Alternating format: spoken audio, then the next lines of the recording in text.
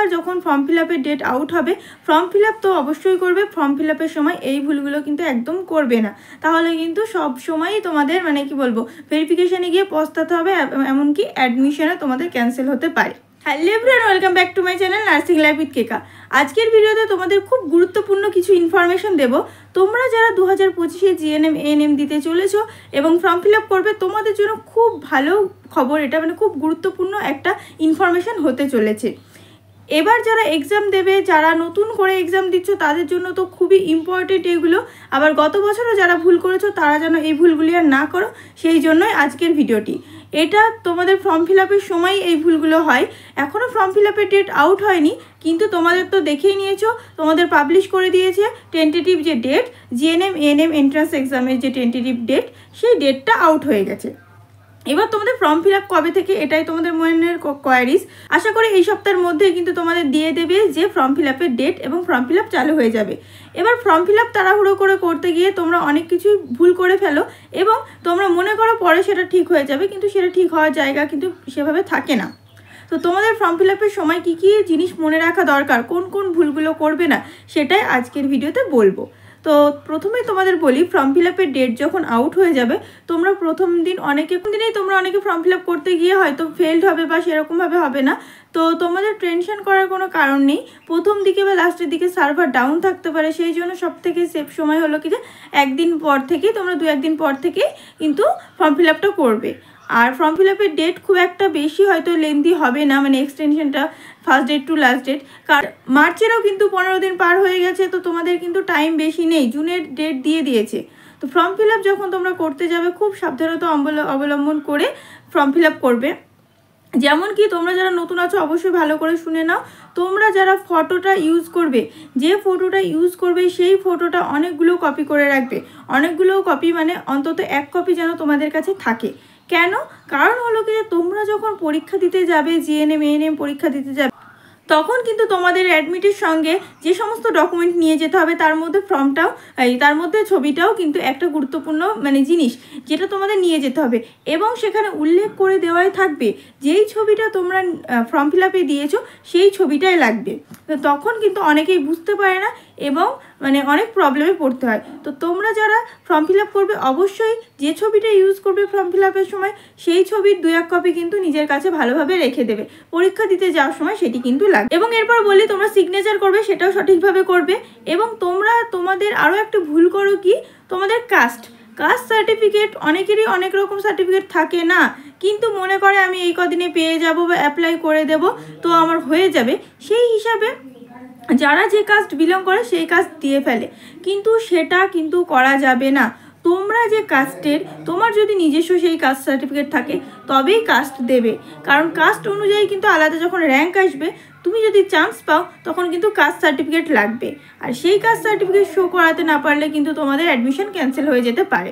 তো তোমরা কিন্তু যে কাস্টের যে বিলং করো সেই কাস্টই কিন্তু দেবে। এরপরে বলে রাখি, mobile number, registered mobile number দেওয়ার জন্য বলে, অর্থাৎ তোমার যে একটা মোবাইল নাম্বার দেবে বা ইমেল আইডি দেবে, সেটা যেন একটা সঠিক মোবাইল নাম্বার দেবে, যে মোবাইল নাম্বারটা তোমার হলো মানে অফিসিয়াল নাম্বার মতো যেটা, সেটাই দেবে। কারণ সমস্ত রকম ইনফরমেশন যদি কিছু মেসেজের মাধ্যমে আসে, তাহলে তোমার সেই নাম্বারে ঢুকবে।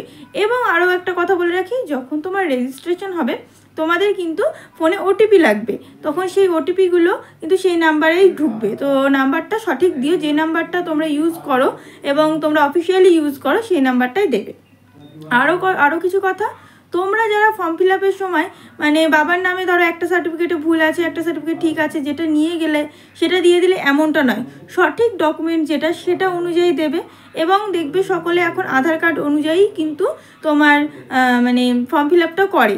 তো তোমার নাম আধার কার্ডে যদি ভুল থাকে, তোমার নাম তো হবে না, অবশ্যই তোমাদের অ্যাপ্লিক্যান্টের নাম, ডেট অফ বার্থ সবই মাধ্যমিকের অ্যাডমিট অনুযায়ী হবে। এবার মাধ্যমিকে অ্যাডমিটে কিন্তু যেটা আছে সেটাই তোমাকে কিন্তু করে নিতে হবে, মানে তোমার সমস্ত ডকুমেন্টে কিন্তু তোমার মাধ্যমিকের অ্যাডমিটের যে ডেট অফ বার্থ এবং তোমার যেন যে নাম মানে স্পেলিং, নামের স্পেলিং, বাবার নামের স্পেলিং, সেইগুলো যেন একই থাকে, সেগুলো একটু লক্ষ্য করবে। আর ফর্ম ফিল আপের সময় তোমরা দেবে যেরকম, সেটা অসুবিধা হবে না, কিন্তু পরে ভেরিফিকেশনে গিয়ে সমস্যা হয়ে যায়। বিশেষ করে যাদের মিডিল নেম থাকে, মানে ধরো বাবার নামে যে মানে মাঝে যে চন্দ্র বা কুমার এইরকম টাইপের যে মিডিল নেমগুলো থাকে সেইগুলো যেটা সঠিক সেটাই দেবে এবং সেই অনুযায়ী ভেরিফিকেশানের আগে পর্যন্ত ডকুমেন্টগুলো ঠিক করে নেবে, তাহলে ভেরিফিকেশানে গিয়েও কিন্তু ভুল হবে না।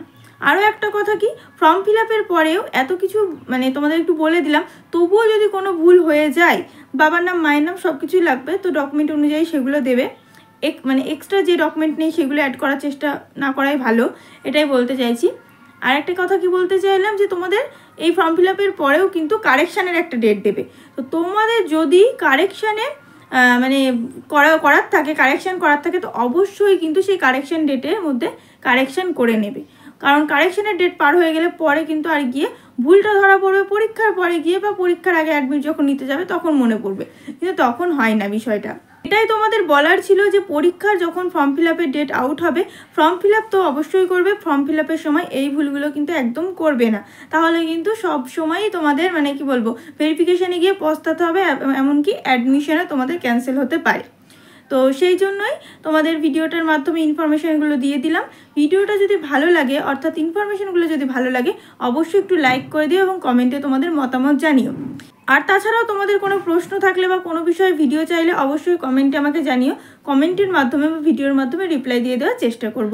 এবং তোমাদের বন্ধুরা যারা আছে বিশেষ করে যারা তোমরা নতুন অ্যাপ্লিক্যান্ট, তোমরা কিন্তু বন্ধুদের সঙ্গে শেয়ার করে দিও, তাদেরও যেন এই ভুলগুলো না হয়, কারণ এই ভুলগুলোর কথা তোমরা ওয়েবসাইটে কোথাও পাবে না যে এই ভুলগুলো হতে পারে। তো চেষ্টা করলাম যে ভুলগুলোর সম্মুখীন ছাত্ররা হয়ে থাকে, অ্যাপ্লিক্যান্টরা হয়ে থাকে, সেগুলো তোমাদের সামনে তুলে ধরার। তো আজকের ভিডিওটা এই পর্যন্তই। তোমরা যারা আমার চ্যানেলটিকে ফলো করো তাদের অনেক ধন্যবাদ, এবং যারা নতুন আছো অবশ্যই চ্যানেলটি ভিজিট করে যদি ভালো লাগে দেন সাবস্ক্রাইব করো, সাবস্ক্রাইব করলে বেল নোটিফিকেশান অন করতে ভুলো না। 2021-এর অ্যাপ্লিক্যান্ট আমি ছিলাম, তো এবং তারপরে 2 বছর ট্রেনিং করেছি, এখন এএনএম ফিল্ডেই জব করছি। তো তোমাদের নার্সিং রিলেটেড, বিশেষত এএনএম জিএনএম রিলেটেড কিন্তু ট্রেনিং লাইফের প্রবলেম বা ট্রেনিং লাইফের কিছু তথ্য এবং ওয়েবসাইটের বাইরের তথ্যও কিন্তু অনেকটাই আমার কাছ থেকে পেতে পারো এবং আমার চ্যানেল থেকে পেয়ে যাবে। তোমরা আশা করি চ্যানেলটি ভিজিট করলে সেই বিষয়টি বুঝে যাবে। তো যদি ভালো লাগে অবশ্যই চ্যানেলটি ভিজিট করে সাবস্ক্রাইব করে নিও, সাবস্ক্রাইব করলে বেল নোটিফিকেশান অন করতে ভুলো না। দেখা হচ্ছে পরবর্তী ভিডিওতে। Thanks for watching.